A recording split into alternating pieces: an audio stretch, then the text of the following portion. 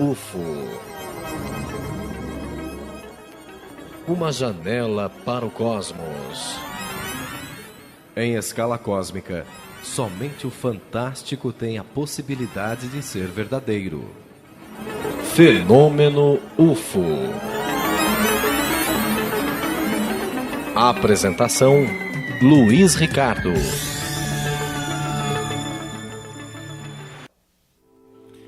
Um forte abraço a todos os nossos amigos e irmãos ouvintes e telespectadores. Mais uma vez, com grande carinho, muita alegria, vamos pedindo a vossa permissão para fazer a visita em vossos lares, através dos prefixos 1450, 1080, 1150 e 92.1, Rádio Boa Nova de Sorocaba, Mococa, e Argentina também, cobrindo todo o sul do Brasil.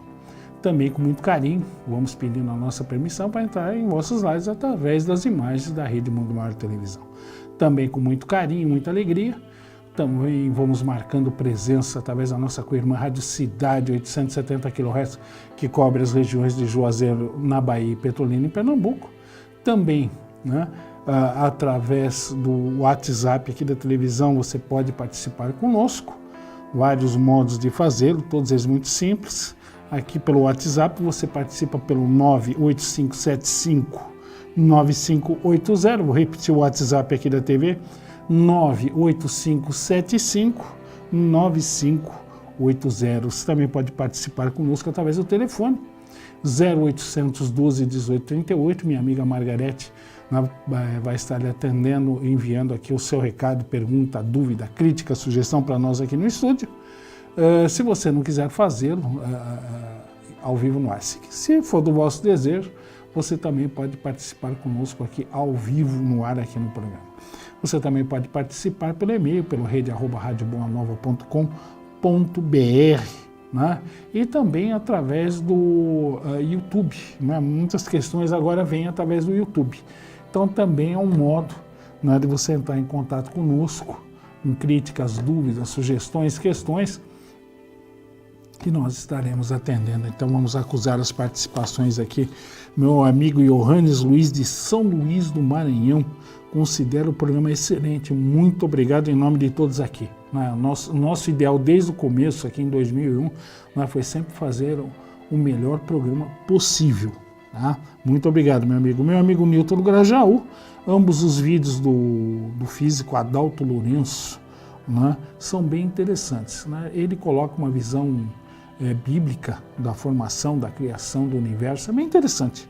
Né? Vale a pena, quem quiser assistir, é Adalto Lourenço, você encontra isso no YouTube. Tá? São várias palestras dele. Eu gostei, achei bem interessante. Né? Eu acho que vale a pena. Meu amigo João Carlos Silva nos parabeniza pelo programa e a respeito de Marte, né? E se diz grato. Gratidão é nossa, meu amigo. Né? Fiquei contente que o programa teve uma boa repercussão. Meu amigo Alexander Lima, né? Infelizmente não diz de onde, diz que o programa de Marte valeu. Muito obrigado. Minha amiga Maia Regina Patrício, tá dizendo que está vendo um hiato de tempo muito grande entre a apresentação do programa e o início do programa em si. Né? Eu não sei se é por aqui, pelo nosso lado, ou não é, porque nós fazemos os anúncios, todos eles demoram um pouquinho. Tá? Então a gente pede um pouquinho de paciência, né, para que possamos acusar a correspondência da semana. Meu amigo Alessandro, dos Estados Unidos, ele não fala de onde, a respeito de um conflito entre humanos e ETs na base de Dulce, e a respeito de uma moça chamada Lia, que se dizia extraterrestre. Ela tinha contato com um professor numa universidade mexicana. Né? Se der tempo, comentamos alguma coisa a respeito. Tá? Nós vamos, queria dizer que esse programa faz análise de fotos e filmes e conheça a iniciativa que é o Clube Amigos da Boa Nova. Né? 0800 12 18 38. Né? Você entra em contato com as simpáticas moças do clube e elas lhe darão toda a informação da importância de você se associar ao Clube Amigos da Boa Nova. Inclusive, próximo sábado, dia 21, né, o evento, estaremos todos presentes ali no Espaço Prisma, ali na Via Dutra, sentido São Paulo, Rio, em frente ao Shopping Internacional de Guarulhos. Fica o convite, né, para que os nossos amigos vão lá brilhantar o evento, né, e possamos trocar aquele aperto de mão fraternal, bater aquele papo gostoso. Fica feito o convite aqui, né? 0800 12 1838, Clube Amigos da Boa Nova. Eu acho que eu me enganei na correria, né, para você entrar em contato conosco via telefonista é 0800 979 5011. Vou repetir aqui, se você quiser entrar ao vivo no ar aqui, ou deixar sua pergunta com a Margarete, é 0800 979 5011. Né? Eu não lembro se... Eu acho que eu errei. Tá?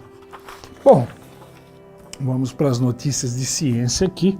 A primeira, né, foi captado através do interferômetro, que é uma série de antenas localizadas no deserto do Atacama do Chile. Né? Um grande número de antenas, né, equivale a um aparelho de antena gigantesca. Então, se usa esse artifício, né, para que se possa aumentar a sensibilidade ou alcance dos nossos instrumentos quando observamos distantes regiões do espaço. Nesse caso, não foi tão distante assim, né? Foram os nossos vizinhos mais próximos, o sistema Alfa do Centauro, mais particularmente a estrela Próxima Centauri. A Próxima Centauri, né, é uma anã vermelha, né? Inclusive foi detectado um planeta que a orbita. O problema das estrelas anãs vermelhas é que elas são algo instáveis. Elas tendem a emitir flares de alta intensidade. O que é um flare? O flare é um jato de chamas e radiação. O que causa isso na estrela? São variações no seu campo magnético que vão acelerar, né, os elétrons próximos à velocidade da luz, e esses, interagindo com o plasma de energia, né, que existe na estrela, vão causar labaredas de grandes dimensões que são vistas em diversos espectros de luz. Não é apenas na luz visível, isso pode ser visto através do raio-x, do infravermelho, do ultravioleta e vai por aí. Né?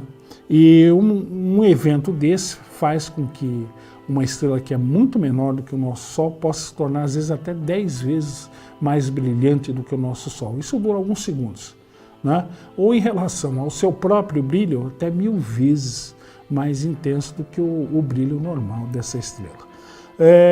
O risco disso, né, é a imensa radiação que sai nesses flares, né, e que podem literalmente destruir qualquer forma de vida, né, se houver algum planeta próximo a essa estrela, né, e como há, né, não sabemos se uma forma de vida ali existe ou se sobreviveu, né, a esses flares emitidos pela estrela. Nossa estrela é um tipo diferente, maior, muito mais estável, né, ela não tende a fazer isso que as estrelas anãs vermelhas fazem. Né? São estrelas que duram muito mais do que o nosso Sol, enquanto o nosso Sol vai durar aí 5, 6, 8 bilhões de anos, né? Uma estrela dessa dura muito mais do que isso. Né? Elas vivem muito mais tempo do que uma estrela como o nosso Sol e mais ainda do que as gigantes que existem por aí. Né? Eu vou pedir a imagem aqui, que eu não pedi. Né? A primeira imagem nós vemos o sistema Alfa Centauri, né? Um sistema trinário. 3 estrelas, existem de 4 estrelas, 2 estrelas e raridades como o nosso, que é apenas uma estrela. Vamos para a imagem seguinte, que é o flare. Né? Os nossos amigos telespectadores estão vendo a estrela e um jato de chama sendo emitido pela estrela. Isso é um flare. Né? Os nossos amigos ouvintes que não podem ver isso, né? Imagine um U, né? Com as partes superiores do U tocando a estrela, e o jato de energia fazendo uma curva, né? Isso é um flare. Né? Isso é mortal pelo índice de radiação que ela emite aqui. A seguinte, daqui a pouco eu peço a imagem, porque... Não, obrigado, o Everaldo, ainda não. A seguinte é relacionada a um projeto da NASA, né? Vou aproveitar essa notícia da estrela Alfa Centauri, que envolve, né, um projeto da NASA para que se possa enviar um veículo, né, de pequeno porte, bem pequeno, talvez um nanoveículo, até o sistema Alfa Centauri. O problema é a distância. Né, a luz viaja pelo espaço arredondando 300 mil km por segundo. A velocidade original da luz no vácuo do espaço é de, se eu não me engano, 299.793 km por segundo. Né? Mesmo a essa velocidade colossal, né, um veículo nosso que viajasse até lá levaria mais de 4 anos para chegar em Alfa Centauri. Né? Para que se tenha uma ideia, né, no nosso próprio sistema solar, a luz leva do Sol até Mercúrio pouco mais de 3 minutos, que é o planeta mais próximo do sistema solar. Até Vênus, 6 minutos. Né? Então, Mercúrio, pouco mais de 3 minutos, a luz do Sol até Vênus, 6 minutos até a Terra, 8 minutos e 20 segundos. Ou seja, se o Sol apagasse, nós demoraríamos 8 minutos e 20 segundos para descobrir que o Sol teria apagado. Marte vai levar na faixa de pouco mais de 12 minutos.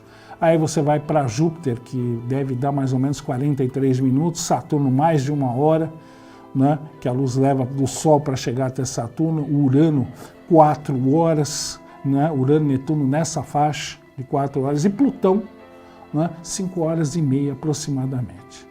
Então, para que a gente tenha uma ideia que mesmo a essa velocidade nós levaríamos até Plutão 5 horas e meia. Por isso que a New Horizons, que foi a nossa sonda que foi até lá, levou anos para chegar até o local. Então esse é um grande problema da NASA. Velocidade. A NASA pretende, com um pequeno veículo, tendo uma pequena vela, né, emitir um feixe de laser. Esse feixe de laser atingiria a vela e empurraria o veículo até velocidades próximas da luz, até chegar ao sistema Alfa do Centauro, ou Alfa Centauri, né? Que se busca também são veículos mais rápidos, que pelo menos cheguem a 10% da velocidade da luz, né? 30 mil quilômetros por segundo. Para que se tenha uma ideia, né? Os nossos foguetes chegam a 11 quilômetros por segundo. Né? Nós vemos que os nossos veículos em relação ao espaço são lentos demais. Né? Queremos chegar a 10% da velocidade da luz, 30 mil quilômetros por segundo. E chegamos mal e mal a 11 km por segundo. Então precisamos desenvolver novos tipos de propulsores, veículos, né, para que possamos chegar a pontos distantes do sistema solar em prazos viáveis. Né, porque já pensou até Plutão levar 5, 10 anos ir de volta uma missão a Plutão? Isso é absurdo. Né? Então nós precisamos realmente desenvolver novos modos de propulsão, e agora sim, meu amigo Everaldo, né, a NASA vem trabalhando, pode liberar aquela imagem que você colocou, que são os propulsores iônicos. Né? Quem está assistindo pela TV vai ver, né, um tambor emitindo uma luz azulada. Essa luz azulada são íons. Né? Como é que um propulsor desse funciona? Né? Você aquece um gás, um metal alcalino terroso de baixo ponto de fusão, né, até uma temperatura de ebulição. Aí ele vai se dissociar em íons positivos e negativos. Os íons positivos são essa luz azulada que sai no tambor, estou descrevendo para os nossos amigos que acompanham pela rádio. Né? Essa luz azulada, né, são essas partículas positivas que são ejetadas no motor. Né? Para que a nave não adquira uma carga negativa, em algum ponto você tem que colocar um fio, um cabo que emita os elétrons que são de carga negativa, né, para que a nave continue com uma carga neutra. Então, prótons e nêutrons nesse feixe azul, né, os elétrons negativos sairiam por outra parte da nave. Para que se tenha uma ideia, né, os nossos foguetes aí chegam a 40, 50 mil quilômetros por hora. Né? Um propulsor iônico poderia levar um veículo no espaço, né, a mais de 80 mil quilômetros por hora. Em relação ao que temos, é um grande progresso, sem sombra de dúvida, mas ainda está muito longe de um veículo para uma nave interestelar. Eu vou pedir a imagem seguinte para o meu amigo Everaldo. Nós vamos ver, a NASA já testou esse tipo de propulsor no espaço em alguns veículos espaciais, e o projeto foi coroado de êxito. A grande vantagem também do propulsor iônico é que, se ele levar gás, né, as reservas necessárias para o motor de combustível são muito menores do que um motor a foguete, por exemplo. O motor a foguete queima o seu combustível, oxigênio e hidrogênio líquido, em poucos minutos. Depois a tendência é que ele siga pela inércia, pelo impulso. Né, desliga-se o motor e lá vai o foguete, né, pelo impulso adquirido. Já a nave iônica tem uma grande vantagem: você pode manter o motor ligado durante todo o percurso. Né? Então ela tem uma capacidade muito maior dos foguetes. O único problema do motor iônico, né, é que ele precisa ser lançado de órbita. Por que de órbita? Porque o empuxo dele é fraco, daria mais ou menos meio quilo de empuxo, né? Os foguetes geram toneladas de empuxo, já o iônico não. Então seria necessário que o veículo saísse da órbita terrestre e aí ele iria acelerando gradativamente até atingir velocidades muito superiores ao que os nossos foguetes conseguem atingir. Existem outros modos aí em estudos pela NASA, novos tipos de propulsores, né, para um futuro. Mas para o futuro imediato, a propulsão iônica é a mais viável. Vamos para a seguinte. Nós vemos aqui Marte. Vamos para a seguinte, meu amigo Everaldo. E nós vemos o Jipão, né, porque ele é do tamanho de um Fusca Opportunity, que já rodou 2.000 dias em Marte, né? Ele está lá circulando pela superfície do planeta, é um veículo movido a baterias atômicas, né? Ele está ali com a função com um braço robótico, procurar vida sobre a superfície do planeta Marte, mapear a superfície do planeta, né? E fazer uma série de estudos para proporcionar dados para que no futuro, quando fizermos voos tripulados até lá, né, os nossos astronautas tenham o máximo de dados possível, né? Faltam 3 minutinhos. E vamos aproveitar, vamos para a última, meu amigo Everaldo. Isso, no Peru foi encontrado mais uma região com aqueles desenhos no solo, a 50 quilômetros de Nazca, numa outra região. Pode colocar a imagem seguinte. Vamos esperar aqui. Nós estamos vendo aqui estranhas imagens, né, no solo do Peru. Né? Se acredita que houve uma civilização paraca que teria sido a responsável por esses desenhos, que curiosamente esses desenhos só podem ser observados do ar. Alguns teorizam que talvez os paracas conhecessem balões de ar quente. Não conheço ainda nenhuma evidência disso. Agora, para que uma civilização vai fazendo algo que só pode ser vista do alto, né, será que seria para chamar a atenção de alguém justamente no alto? Né? Vamos para a última imagem, meu amigo Everaldo. Está aqui, algumas inclusive dão a impressão de pessoas com capacete, é uma coisa bem estranha. Né? A América Latina ainda é muito pouco conhecida do ponto de vista arqueológico. Nós temos muita coisa ainda a descobrir. Curiosamente, nós temos muitas imagens de figuras com capacetes. Os deuses, né, que vieram para os povos pré-colombianos, retornaram ao espaço, prometeram voltar algum dia. Né? Trouxeram conhecimento na área da agricultura, da ciência, da astronomia, né? E depois partiram, né, prometendo voltar algum dia.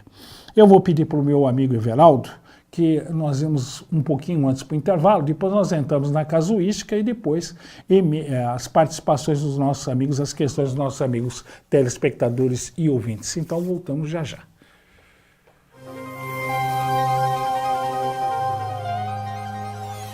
Fenômeno UFO. Olá, você que está aí me assistindo, não perca, dia 21 de abril, nós estaremos no Encontro Amigos da Boa Nova. E lá nós iremos conversar sobre luto. O processo de luto, toda perda implica um luto. E são vários tipos de luto. A perda de um emprego, a mudança de cidade, o término de um relacionamento, a morte de um animalzinho de estimação, qualquer perda. Qual a importância de nós nos reconectarmos com Cristo? Nós precisamos de sentido para a vida. Sem o Cristo não haverá sentido. Com Cristo nós teremos respostas. Espero você lá, dia 21 de abril. Reconexão com Cristo no luto.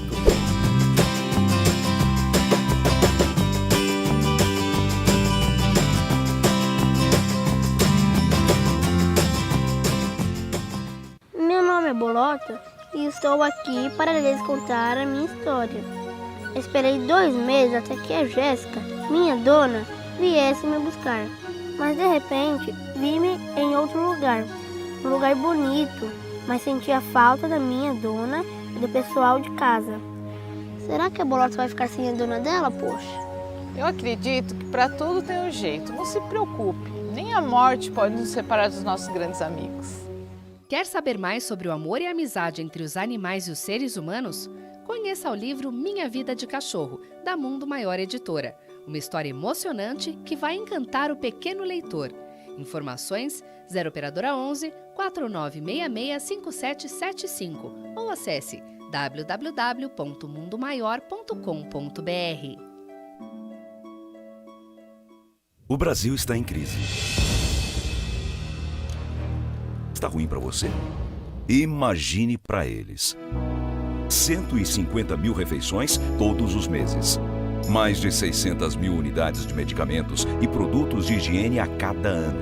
O custo mensal para manter todo este trabalho, R$ 9 milhões. A crise para você é passageira. Para eles pode não ser. Há 70 anos, a Força Expedicionária Brasileira desembarcava na Itália para lutar na Segunda Guerra Mundial. Em um cenário de batalhas, soldados corajosos enfrentam os horrores da guerra, amparados por espíritos de luz. O reencontro de heróis, lutando para vencer. Conheça nas entrelinhas deste romance a verdadeira história por trás da guerra. Diante de lembranças marcantes, renasce um amor verdadeiro que transcende o tempo. Informações, ligue 11 4964 4700 ou mundomaior.com.br.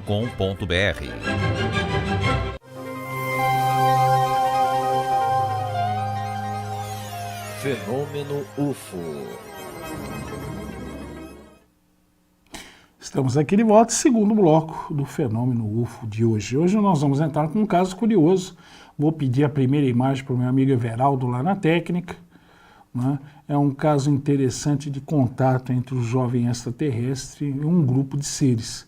Esse caso ocorreu na Austrália em 2009. O nome da mãe do rapaz e do rapaz, a pedido da família, foram preservados. O rapaz um dia saiu de sua casa e após percorrer uma certa distância, ele viu uma estranha van.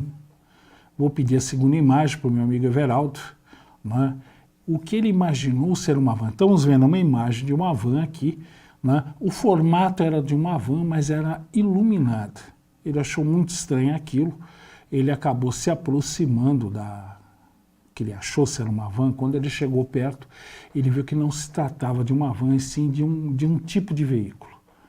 Né? E eu vou pedir a imagem seguinte, meu amigo Everaldo. Não, Everaldo. Pode ser. Pode deixar essa imagem por enquanto. Quando ele se aproximou da dita van, ele viu 5 seres de aspecto de olhar algo oriental.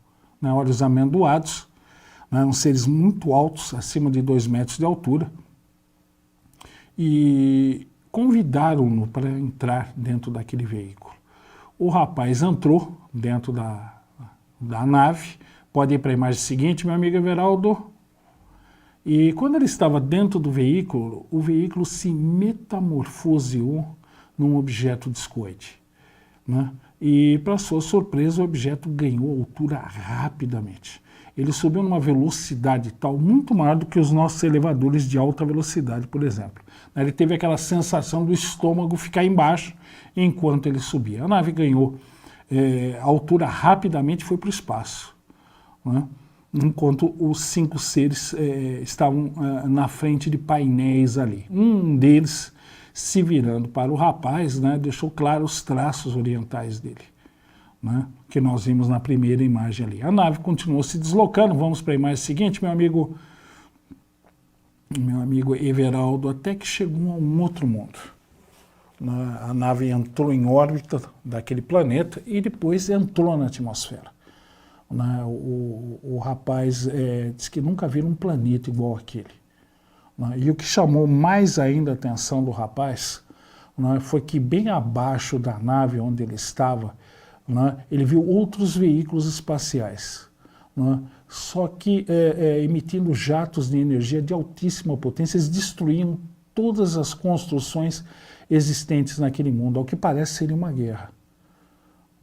E ele viu as naves atacando, destruindo toda e qualquer construção na superfície do planeta. Vamos para a imagem seguinte, meu amigo Everaldo.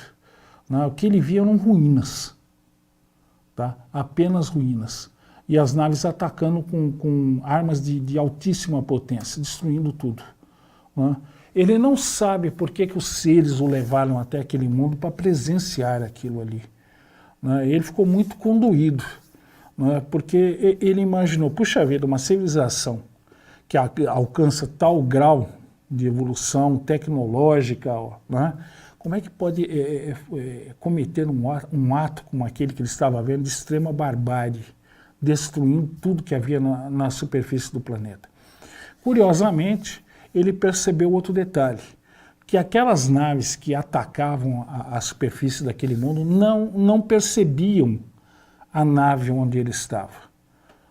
E outra coisa que ele sentiu é que aquele veículo e aqueles seres que estavam ali junto com ele eram muito mais avançados que aqueles seres que atacavam aquele mundo. Ele percebeu que aquelas naves atacantes ali não poderiam fazer nada contra aquela nave onde ele estava.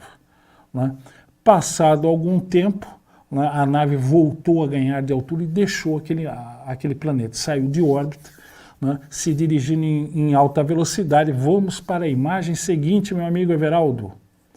Quando ele percebeu uma nave gigantesca, muito maior, para onde a nave que ele estava se dirigia. Ele percebeu que era uma nave base ou uma nave mãe, como nós chamamos aqui, uma nave de proporções quilométricas, que estava ali aguardando pela sua nave. Aquela nave onde ele estava adentrou a nave maior e ali pousou dentro do veículo. Ele teve contato com outros seres ali dentro, conversou com eles, e ele ficou tão encantado com aquela nave onde ele estava que ele perguntou se ele poderia pilotá-la na volta. E o ser, olhando para ele, disse o seguinte: olha, infelizmente não, porque existe uma série de cuidados e procedimentos que a pessoa precisa ter quando vai pilotar um veículo daquele. Porque são veículos de uma tecnologia muito superior à nossa. A qualquer coisa que nós tenhamos no momento e venhamos até num futuro próximo. Eles estão muito à nossa frente. E o ser disse para ele o seguinte, que algum dia, se ele cumprisse as normas necessárias, um dia ele poderia pilotar uma nave daquelas. Passado algum tempo, os seres o conduziram de volta para a nave onde ele estava. A nave deixou aquele veículo maior e se dirigiu à Terra.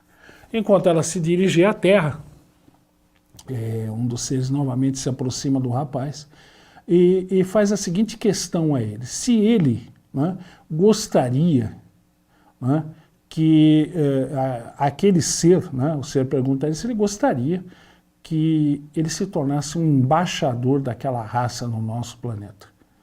E o rapaz ficou algo surpreso com a questão que o ser lhe fez, porque ele não sabia o que responder. Antes que ele pudesse imaginar uma resposta, vamos para a imagem seguinte, meu amigo Everaldo. Isso, o ser se metamorfoseia novamente. Ele deixa aquela forma oriental e se transforma num ser que, pela descrição do rapaz, era extremamente belo.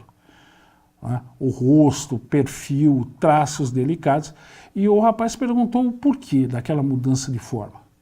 E o ser disse a ele o seguinte, que se ele fosse se tornar um embaixador aqui, ele seria muito mais facilmente aceito, se a sua aparência fosse agradável aos olhos humanos. Ou seja, se ele fosse bonito, ele seria mais facilmente aceito aqui em nosso planeta.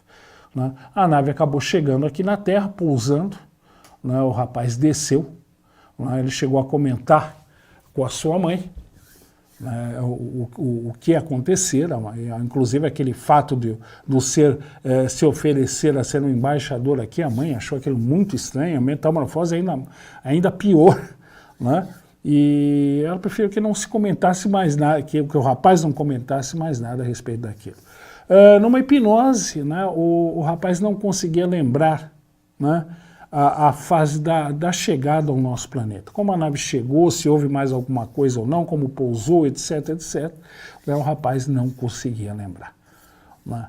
Então nós vemos que o rapaz tinha contatos recorrentes, isso acontece com muita gente. Né? A pessoa passa a ter vários contatos com esses seres durante um período de tempo, depois, não sei qual seria o motivo, esse contato se encerra. Né? Agora, detalhes. Né? Metamorfose da nave, metamorfose do ser. Eu não acredito muito nessa tese, que a nave tenha mudado, ou que o ser tenha mudado. Nós sabemos que esses seres, quem já fez hipnose, eu tive o privilégio de fazer várias, né? Nós vemos o controle mental que eles têm sobre o ser humano. Eles têm um controle absoluto sobre a mente humana. Outra coisa que chama atenção, eles conhecem o nosso cérebro, a nossa mente, de um modo muito mais profundo do que nós mesmos. Inclusive, durante as hipnoses, quando eles colocam um bloqueio, por exemplo, eu peguei alguns casos de bloqueio, você não consegue remover.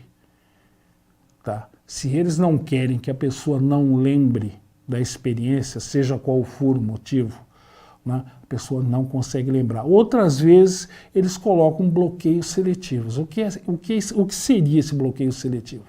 A pessoa passa a lembrar o episódio em partes, como se eles considerassem que os fatos deveriam ser revelados paulatinamente e não de uma vez só. Então a pessoa lembra de um determinado número de fatos, passa um tempo, pode ser meses ou talvez mais de um ano, ela volta a lembrar de mais detalhes do caso e assim vai, até que você consegue ter acesso à totalidade do caso. Então, graças a esse controle mental absoluto que eles têm, né, eu acredito que o rapaz foi induzido hipnoticamente a ver a van. Né, para que aquilo não o assustasse, fosse qual o motivo fosse, né, para que ele fosse até ali. Quando ele entra dentro da nave, né, esse bloqueio hipnótico é eliminado. Então ele vê que realmente não era uma van, e sim um veículo espacial. Né? O porquê de ele ver naquele planeta aquele conflito? Será que para nos mostrar que, infelizmente, em muitos casos, entre muitas civilizações avançadas, ainda existe a guerra, a barbárie da guerra, ou seja, não seria só algo ligado a nós humanos primitivos, mas também a algumas civilizações avançadas? É possível pelo seguinte, porque existem muitos relatos de combates entre UFOs aqui na nossa própria atmosfera. Conheço um caso no Brasil da década de 50, foi observado por um avião cargueiro da Varig. Um caso ocorrido na Rússia, a pessoa presenciou no solo um combate entre naves e a explosão da nave derrotada foi tão forte que a testemunha perdeu a consciência. Quando ele acorda, né, ele vê que ele está próximo a destroços e cadáveres dos seres que estavam a bordo da nave destruída. Então, poderia haver conflitos, ao que parece, em alguns casos, ocorrem conflitos entre algumas raças ainda. Será que foi isso? A intenção foi essa, de mostrar isso para aquele rapaz indo até aquele mundo em guerra? Tem que considerar a hipótese. Né? E a parte final, né, quando o ser se metamorfoseia novamente, né? Se transformando num ser de aparência ocidental, que o rapaz escreveu como muito bonita, né? Quando ele pergunta, o ser lhe diz o quê? Para que ele seja mais facilmente aceito pelo ser humano, porque o ser humano aceita com mais facilidade aquilo que é belo, que é bonito. Parece que eles nos conhecem muito bem. Né? Eles sabem que um ser de uma aparência ruim, para nós, pelo menos aos nossos olhos, não seria bem visto aqui. Né? E outra, né? A OTAN em 62 chegou à conclusão que existem seres extraterrestres aqui. Né? Será que já temos embaixadores aqui, como esse ser se propôs ao rapaz, de ser um? Será que já não temos isso aqui? Né? A OTAN chegou a essa conclusão, que existem seres praticamente idênticos aos seres humanos, mas não são daqui, né? Andando por aí. Tá? peguei um caso também de hipnose de 2 moças em Santa Catarina que viam 2 rapazes muito bonitos, morenos e tudo. Na realidade, eram 2 reptilianos. E elas só foram se dar conta disso quando eles cessam a influência hipnótica. As 2 foram encontradas em estado de choque, né, para mostrar o grau de influenciação mental que esses seres têm sobre nós. Né? Pessoas que veem uma nave, ficam aterrorizadas, tentam fugir e sem saber como elas se dirigem até o veículo e entram dentro do veículo, por mais que ela não queira. Novamente, uma amostra da capacidade mental desses seres sobre nós. Era o caso que eu queria trazer hoje, né? Eu achei bem interessante. A gente vai lá para o arquivo, né, e vai procurar casos que sejam não muito longos, né, e que sejam interessantes aqui para os nossos amigos telespectadores e ouvintes também. Então, no caso de hoje, vamos aqui para a correspondência, porque realmente o volume é imenso. Vamos aqui, meu amigo Renan Fernando Pérez aqui, diz que está na escuta, obrigado. Meu amigo Renan, minha amiga Vilma, aqui de São Paulo. Por que os ETs são tão diferentes dos seres humanos? Será que essas imagens dos ETs divulgadas são reais? Veja bem, Vilma, existem o que é trazido em termos de espetáculo. Os filmes de Hollywood. Tá, nós pegamos Alien, o 8º passageiro, aquilo é um horror, aquilo é um monstro. Agora, se aquilo existe, não se sabe. Né? Normalmente os seres que vêm até aqui, né, são humanoides. O que são humanoides? A imensa maioria. Né? Cabeça, tronco e membros. Podem ter 2 olhos, um olho só, tá certo? Um nariz pequeno, afilado, mais comprido, orelhas pontiagudas, né? Mãos com 4 dedos ou 5 dedos, tá certo? A altura varia de 80 centímetros a mais de 3,50 metros, são verdadeiros gigantes. Né? Agora, o que predomina aqui são seres de pequena estatura. Né? O Grey em si eu não considero muito um ser, porque ele não tem órgão reprodutor nem nada. Eu acho que ele é mais um tipo de robô biológico, uma entidade biológica criada, né, para determinadas funções. Tá? Então, a grande maioria dos seres que vêm aqui, Vilma, são humanoides. Tá certo? Agora, o que você vê na televisão não tem nada a ver. Tá? A maioria dos casos, a imensa maioria dos casos não tem nada a ver. Né? Seres monstruosos que se transformam em pessoas, que comem pessoas, quer dizer, uma série de bobagens, barbaridades. Então você precisa diferenciar dos filmes, do espetáculo. Tá?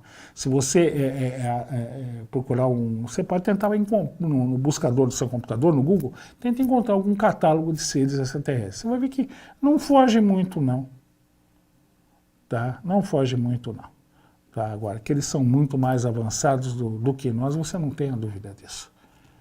Né? Na própria Operação Prato, veículos, através de luz, transformavam telhados em material transparente, paredes se tornavam transparentes, então várias coisas aí. Seres que passam através de paredes e outras coisas. Eles detêm um conhecimento das leis naturais da ciência muito superior ao nosso. Tá bom, Vilma? Então, cuidado com filmes de ficção científica. Muito cuidado, porque ali realmente tem coisas ali que, olha, eu não teria imaginação para imaginar algo tão monstruoso assim.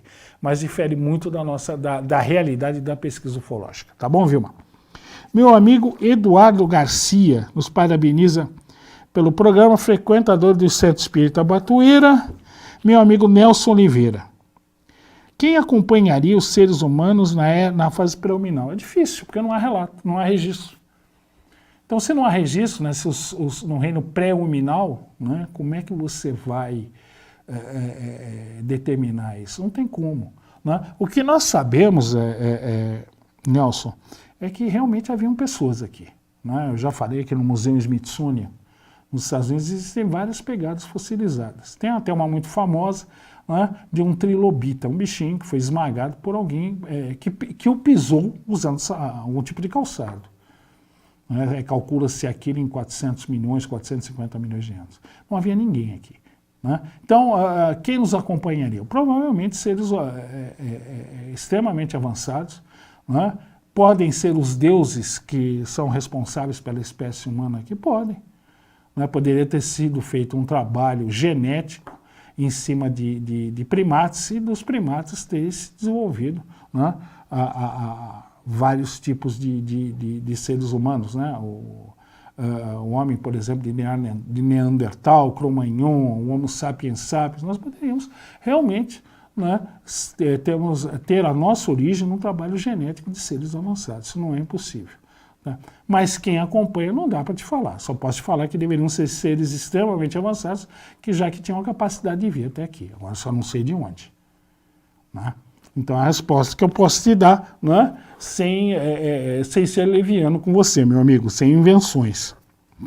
Meu amigo Vanderlei, lá de Nova York, envia saudações, o mesmo de todos aqui, meu amigo Vanderlei. Muito obrigado, né, pela sua audiência aí nos Estados Unidos. Bom, nós temos uma bateria aqui do meu amigo Flávio, da cidade do Rio de Janeiro.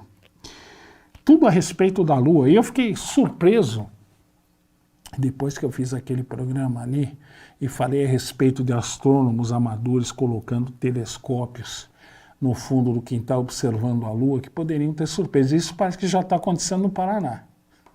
Né? Pessoas estão voltando telescópios para a Lua e estão começando a presenciar estranhos espetáculos luminosos na superfície da Lua ou dentro de crateras na Lua. Então fica feito o convite aos nossos amigos telespectadores ou ouvintes que tiverem luneta, né, e que São Pedro deixe ver o céu, porque onde eu moro é perder tempo comprar uma luneta. Né? Eu não consigo ver, é baixado, está sempre nublado, fechado. Vamos ver se no inverno melhora. Né? Mas é bem interessante você montar uma luneta num lugar que seja abrigado das luminárias de rua. Porque o problema também de São Paulo é a poluição luminosa, é enorme. Né?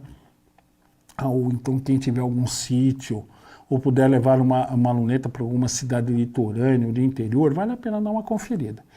Né? Existem telescópios que permitem, né, o acoplamento de câmeras fotográficas ou filmadoras. Vale a pena, porque aí você pode não só ver, mas provar através de fotos ou imagens. Então, a pergunta que ele me faz aqui, se o fato dos astronautas terem ido à Lua, né, com prova seria eles supostamente terem deixado painéis solares no solo. Né? Se isso validaria. Primeiro que eles não deixaram painéis solares.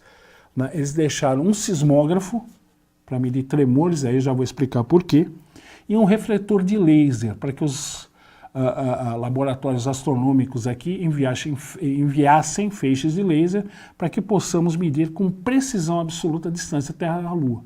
E graças a isso nós sabemos que hoje que a Lua se afasta em média 5 centímetros por ano aqui do nosso planeta.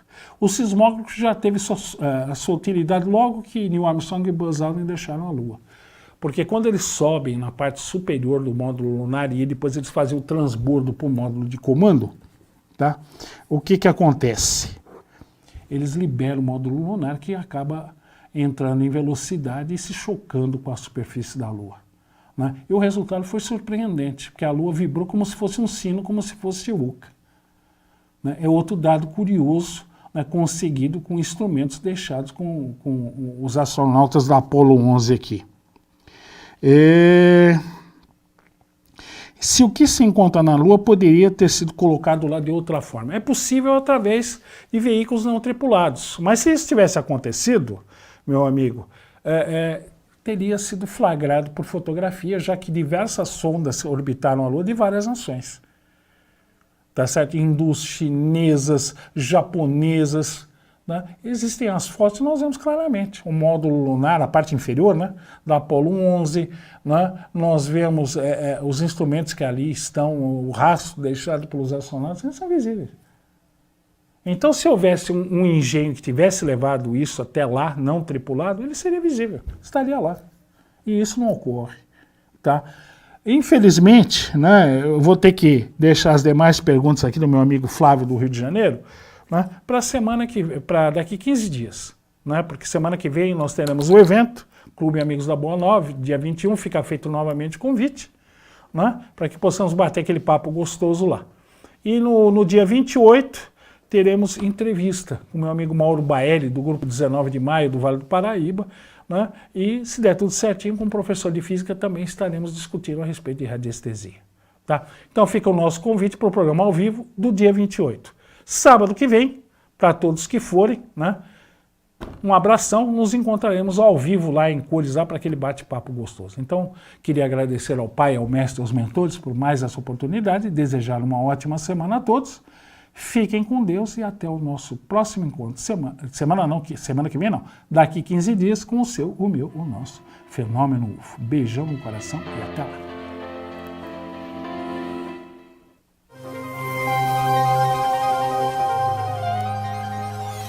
Fenômeno UFO.